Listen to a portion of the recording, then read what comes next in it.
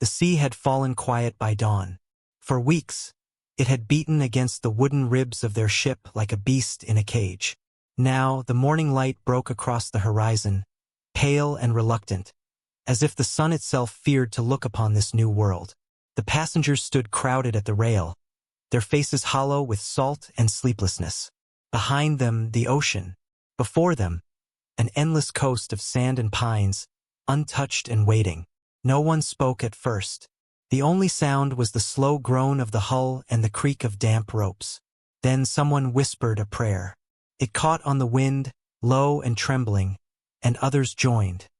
Not from devotion, but from need. They had crossed the edge of the world, leaving behind everything that was known. Faith was all they had left to measure the distance between hope and despair. The chronicler, the man who would later record what little could be remembered, stood among them, his journal clutched to his chest, the pages damp from the voyage. He had been tasked to keep account of their journey. Provisions, weather, births, and deaths. But what he wrote that morning had nothing to do with trade or governance. It was a single line. We have reached a land that remembers no footsteps. That was the beginning. They came ashore under a sky of moving clouds. The sand clung to their boots, soft as ash. The forest beyond was alive with a sound they could not name. A mingling of wind and wings, insects and the whisper of trees breathing. Everything smelled of sap and salt. The air was heavier than in the old country, and the light had a strange color, thick, like the world was made of smoke. They set about unloading crates, tools, livestock, and barrels of salted meat. Children ran between the wagons, laughing for the first time in weeks. The older ones moved slower, their eyes fixed on the tree line, where shadows shifted like figures half-formed. A few among them, the ones who had come before, the men who knew this place, led the way toward the old settlement abandoned years earlier. They found the remains not of a village, but of a memory. The fort walls were leaning, eaten by vines. A single cabin stood half-sunk in mud, its roof caved in, its door swinging in the wind. Someone had carved a symbol into the post. A cross, faint and weathered. The chronicler ran his fingers over it and felt the grain of wood, soft with age. It was the first mark of the unknown that would later define them. The days that followed blurred into work. They rebuilt the walls, repaired the roofs, raised fences for the livestock. The settlers' hands cracked and bled, yet no one complained. Labor was their language of survival.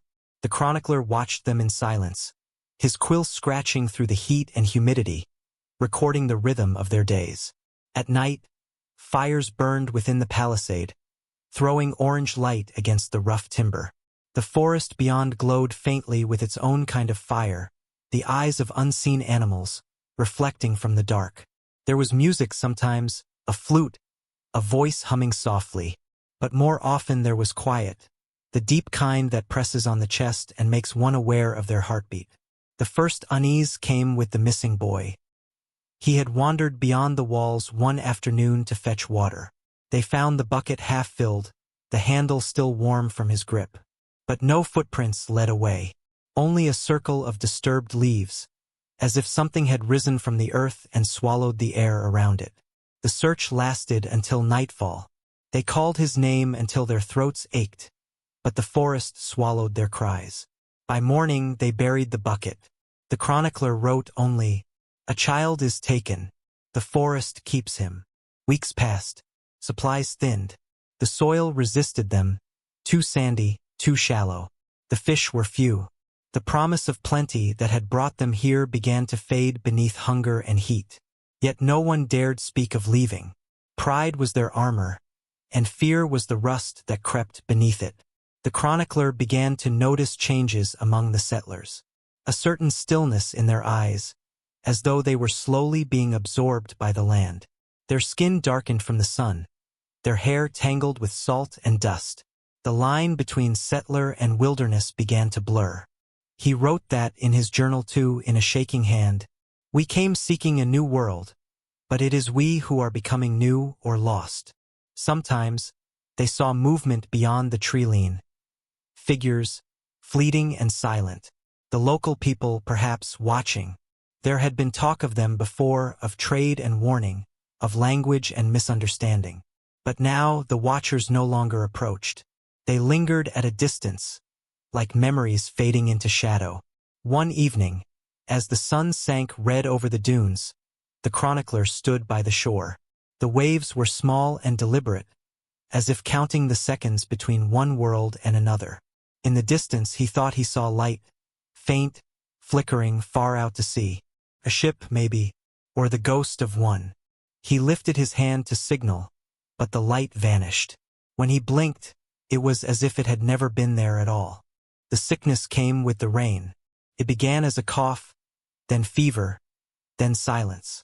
The air turned thick with the smell of sweat and damp wood. Graves were dug shallow, too many to count. Those who survived walked like shadows through the mud. The chronicler burned herbs in his tent and prayed for mercy. The prayers felt heavier than words, as though each syllable had to fight to be heard. One woman spoke of leaving, of finding the inland villages, of asking for help. She vanished that night. Some said she fled. Others whispered that the forest had taken her. Her husband sat by the gate until dawn, waiting, unmoving. The chronicler's entry for that day was brief. We begin to vanish not as bodies, but as names.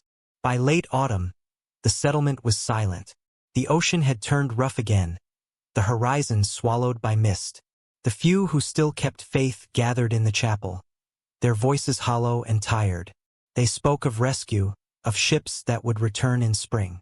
They spoke of home, though the word now felt distant, like something imagined by children. The chronicler's ink ran thin. He tore pages from his journal to start fires. Still, he wrote until the last, describing not facts but feelings. The weight of the wind, the sound of the pines, the taste of despair. He began to dream of the boy who had vanished first, standing at the edge of the forest, beckoning. Each time he woke, the dream stayed a little longer. And then one morning, no sound of hammers, no laughter, no voices. The fort stood empty beneath the gray sky. Smoke curled from a single chimney, though no fire burned. The chronicler walked the path toward the shore, his journal clutched to his chest. Footprints led into the trees, dozens of them, and then stopped. No blood, no struggle. Only a single word carved into the bark of a tree. He touched the carving with his hand and felt the weight of its meaning, though he could not understand it fully. It was not a word of despair, nor of fear. It was a mark of belonging or surrender. He turned back toward the silent fort, the sea beyond it whispering in endless rhythm. In his final entry, written in a shaking hand, he wrote, "We are not lost. We have become part of the land." The journal was found years later, damp, half-faded, pages eaten by time. Scholars would argue over its truth, debating the meaning of that final line. But for those who read it closely, the message was clear. They did not disappear into air. They simply crossed the boundary between history and silence, and stayed there. The journal was found in the summer of 1890, buried in a wooden chest beneath layers of sand and silt. A storm had passed through the coast 2 weeks earlier, cutting into the dunes and exposing what time had hidden. The man who discovered it, a surveyor by trade, at first thought it a piece of driftwood. But when he lifted it, water ran out like tears. Inside were fragments of parchment bound in leather, the edges blackened by age. The ink had bled into the fibers, words running into one another like ghosts struggling to speak. When he opened the first page, he saw a single line that stopped him cold. "We have reached a land that remembers no footsteps." He didn't know what it meant, not yet, but the words felt alive, as though they had been waiting for someone to read them. The journal made its way through many hands, scholars, collectors, historians. Some dismissed it as forgery. Others saw in it the missing voice of the vanished colony. Eventually, it came to rest in a small maritime museum, its pages preserved under glass. People came to see it out of curiosity, to stare at the ink that had survived when the people had not. But one visitor lingered longer than the rest. She was a researcher, a historian whose fascination with vanished settlements bordered on obsession. She had spent years studying the colonists, chasing fragments of letters, reports, and maps. Yet none had ever spoken as this one did.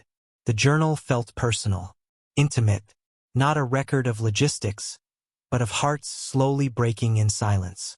She read the pages again and again, tracing the handwriting with her eyes.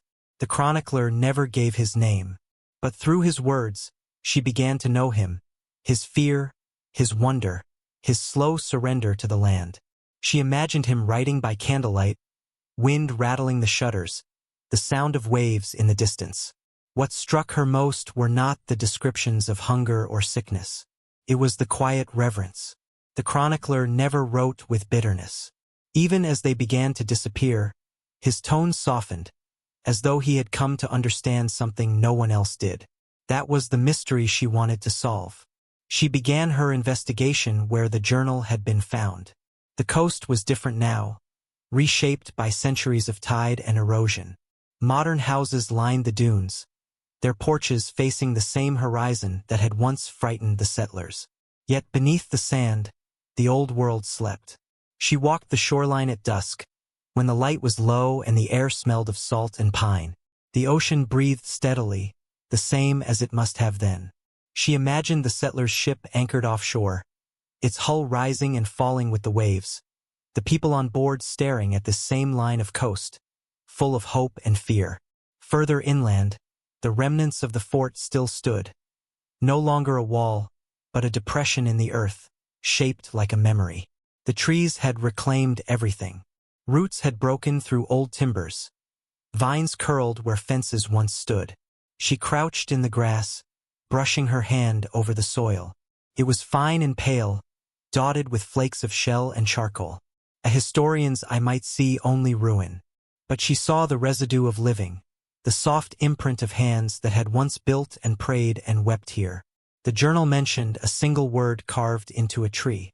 That carving had been lost to weather long ago, but she knew the reports, the single cryptic inscription that had puzzled generations. She stood among the trees, running her fingers across the bark, imagining what it felt like to leave such a mark. It wasn't a cry for help, she thought. It was something else, something final. She made notes in her field book, then paused. The forest was utterly silent. No birds, no insects, just the faint whistle of wind through the pines. She turned slowly, sensing movement, not threat, but presence, as though the trees themselves were aware of being remembered. In the weeks that followed, she studied the chronicler's language, his word choices, his rhythm. There was something ritualistic about the way he described the land. The forest keeps him. We begin to vanish not as bodies, but as names. We are not lost. These were not the words of despair. They were the words of acceptance. She began comparing the journal to indigenous oral traditions recorded centuries later. Stories of pale settlers who came, who suffered, who learned the language of the woods, who laid down their tools and took new names. The parallels were faint but unmistakable. It was as if the settlers had not vanished, but transformed, absorbed into the living world around them. One story in particular caught her attention, a tale of the ones who forgot the sea. A people who had come from the east, bringing sickness and fire, but who had eventually laid both aside. They had walked into the forest carrying nothing but silence, and the forest, the story said, had taught them how to stay. The researcher felt a chill. It was too poetic to be coincidence. Could the chronicler's final line, "We have become part of the land," have meant exactly that? Her work deepened. She examined pollen samples, seeds, fragments of pottery unearthed nearby. Some bore designs unfamiliar to English craftsmanship, patterns of local origin, yet altered by foreign tools. Layers of identity folded together. Cultural echo. She began to suspect that the settlers hadn't died at all, at least not in the way history believed. They had survived not as colonists but as converts to another way of being. They had shed the language and customs of home, perhaps even willingly, when all else had failed. Hunger, isolation, fear, these things could unmake a person. But they could also reveal what was truly human beneath the costumes of civilization. Still, one thing troubled her. If they had survived, why leave no trace? Why the silence? Why no descendants claiming their names? One evening, she returned to the coast. The museum was closing, the journal locked away for the night. She carried a copy in her satchel, its pages worn from study. The sky was a deep, bruised blue, and the wind had risen. Waves broke hard against the shore. In the distance, lightning flashed. Not a storm yet, but a promise of one. She sat on a driftwood log and opened the journal to the last entry. The ink was smudged, but the words were legible. "We are not lost. We have become part of the land." She whispered it aloud. The sound was almost swallowed by the wind. Then she noticed something. Faint marks in the margin, overlooked before. They weren't letters. They looked like small symbols, geometric, rhythmic, almost decorative. Not English, not Latin. She traced them with her fingertip, realizing they resembled the designs she had seen on local artifacts. Circles within circles. Waves. Lines that curved like wind or water. It wasn't random. It was a pattern, a merging of two languages, one written and one remembered. A bridge between the settlers' script and the symbols of those who had watched them from the forest. In that moment, she understood what the chronicler had done. He hadn't written only for the world he left behind. He had written for both, for those who would read and those who would remember. His journal wasn't merely an account. It was a translation between worlds. As the night deepened, the wind grew colder. The tide crept higher around her feet. She closed the journal and held it close, as if it might speak again if she waited long enough. She thought of the boy who vanished first, the woman who walked into the woods, the man who waited at the gate until dawn. Each had left behind a kind of silence that words could not fill. And yet, in this silence, something persisted. A pulse, faint but steady. It struck her that perhaps the real mystery was not disappearance, but transformation. The settlers had not been taken by the wilderness. They had been claimed by it. Their faith had changed shape, from prayer to reverence, from struggle to surrender. She realized that in their vanishing, they had achieved what every colonist, every explorer, had secretly sought, not conquest, but belonging. Later, back in her rented cabin, she transcribed her findings. Her handwriting was careful, deliberate, as though she too were writing for someone far in the future. The colony did not fail. It adapted. It found communion with the land that bore it. Their silence was not an absence, but a completion.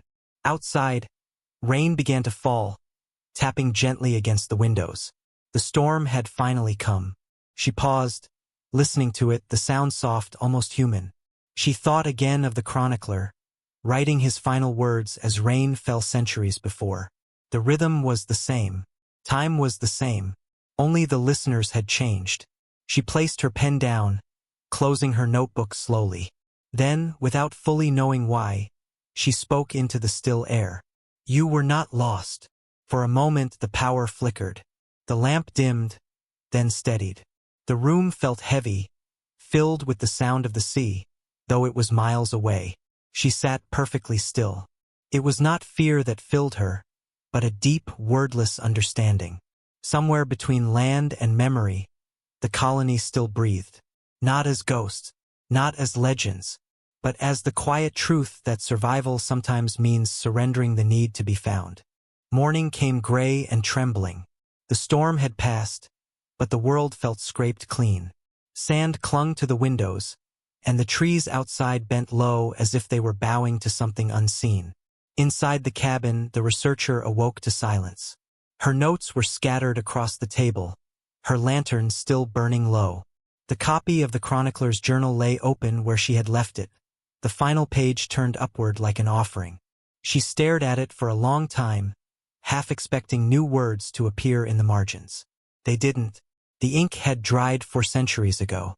Yet somehow the page felt alive, a pulse beneath parchment.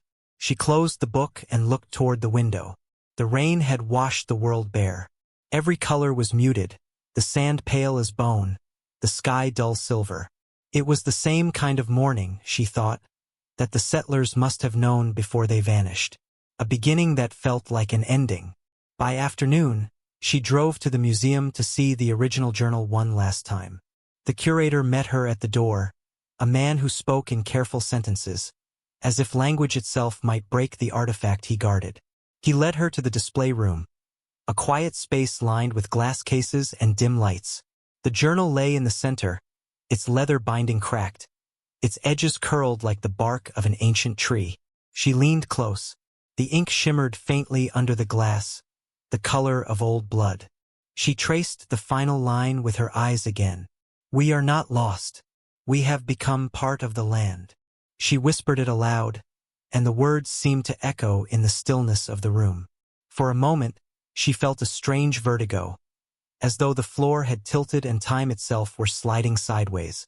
She saw, not with her eyes but somewhere deeper, the image of the chronicler writing those words by fading light. The world around him collapsing into silence. The sea behind him, the forest before. And yet, peace in his hands as the quill moved.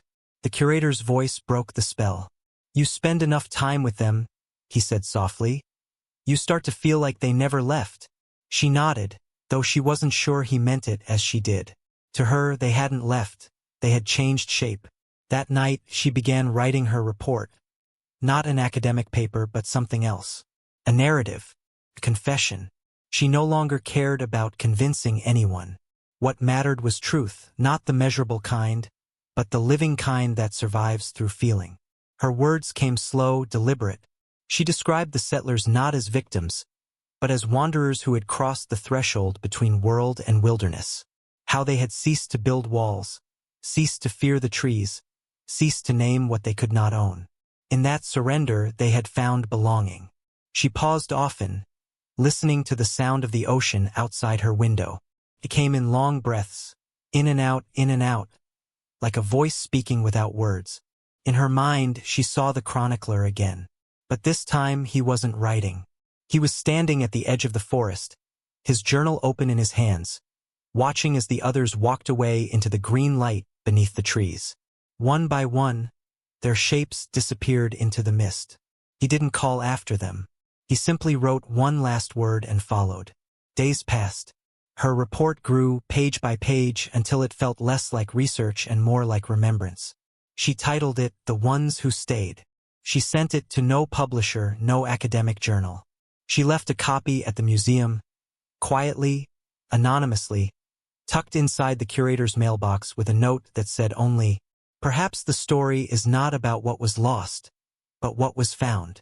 Then she drove inland, away from the coast, following the road that cut through miles of pine and marsh.